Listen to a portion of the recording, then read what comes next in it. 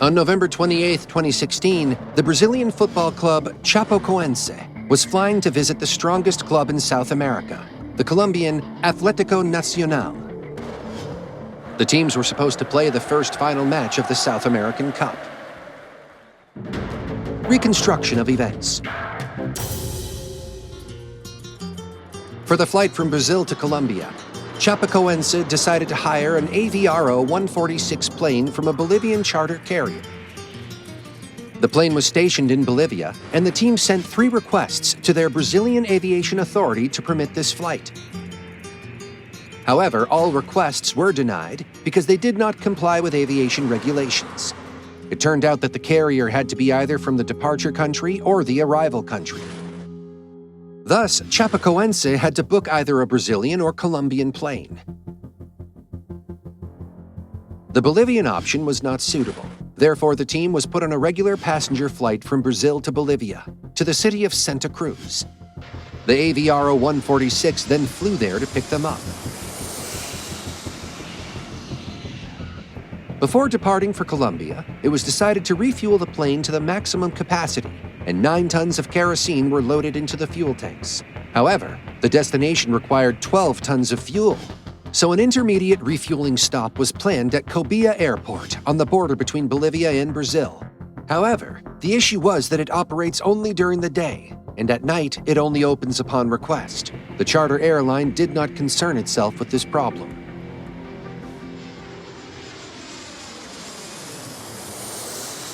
The football team lands in Santa Cruz, Bolivia, and after an hour and a half, they take off for Rio Negro. It's evening outside, and they have more than 4 hours of flying ahead. Soon as the sun sets, Cobia Airport, where they plan to refuel, closes. Halfway to Rio Negro, one of the pilots suggests diverting towards Bogota for refueling.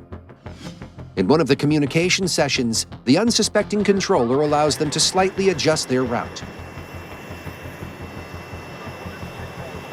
This permission opens up the opportunity for the crew to save some fuel and instills excessive confidence that they have enough fuel to reach their destination.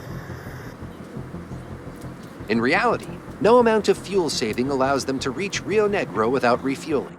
The crew decides to continue the flight to their destination.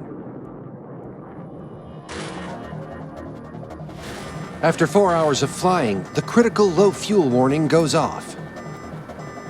This indicates that the aircraft manufacturer guarantees them 23 minutes of flight, and they urgently need to find an airport. However, they only begin the descent after 15 minutes. After the crew starts the descent, the controller instructs them to enter a holding pattern. The pilots don't object, despite the emergency fuel situation. They remain silent about the fact that the fuel is running out. The plane enters the holding pattern and begins circling there. Already in the holding pattern are 3 other planes at lower altitudes: 190, 180, and 170. They are the first in line for landing. Another liner reports a fuel leak and is already landing. On the second circuit of the holding pattern, the crew finally reports their problems. LMI 2933 FL210 inbound. Request priority for approach. We have a fuel problem. LMI 2933, I understand you request priority for landing also with fuel problem, correct? Affirmative. The terminology used by the crew does not correspond to the real danger. They should have declared a Mayday distress signal long ago. The controller informs them that in 7 minutes, they will be given clearance to approach, while allowing another liner at 170 to land.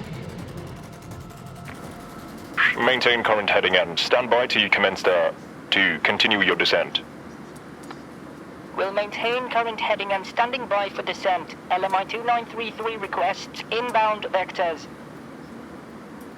Stand by. I have an aircraft below you on approach. Additionally, they're doing a runway inspection. How much time do you have to remain on your approach, LMI 2933? Only on the third circuit in the holding pattern does the crew report the emergency situation on board. We are with fuel emergency. That's why I am asking you at once for the final course. Request immediate descent, LMI 2933. The controller cancels the landing clearance for the plane at 170, and the AVRO begins its descent. To prevent the plane from accelerating too quickly, the pilots deploy the aerodynamic brakes, spoilers, followed by the landing gear. The power of the third and fourth engine starts to decrease, and the oil pressure drops. The controller clears the path for the emergency aircraft. The RPM of the first engine drops, and the second one stops. At an altitude of 2,700 meters, all engines shut down with 30 kilometers left to the runway. LMI 2933, total electrical failure without fuel. Runway is cleared and operable. Rain over the station, LMI 2933, 5.0 located. Illegible. Lima Mike India vectors. Vectors to the runway. Lost radar signal. I don't have you. Report heading now. Falling short by 18 kilometers from the runway, the plane crashes into the mountains. Out of 77 people, only 6 survive. From the moment the critical low fuel warning sounded until the engine stopped, the crew covered 400 kilometers. The aircraft remained airborne for 40 minutes instead of the guaranteed 23. If the pilots had immediately informed the controller of the low fuel and not followed the holding pattern, they could have made it to the airport. LaMia Airlines regularly operated flights with insufficient fuel reserves. According to regulations, an aircraft should be refueled to account for any unforeseen circumstances. After the engines are shut down upon landing, there should still be fuel in the tanks for an additional 30 minutes of flight.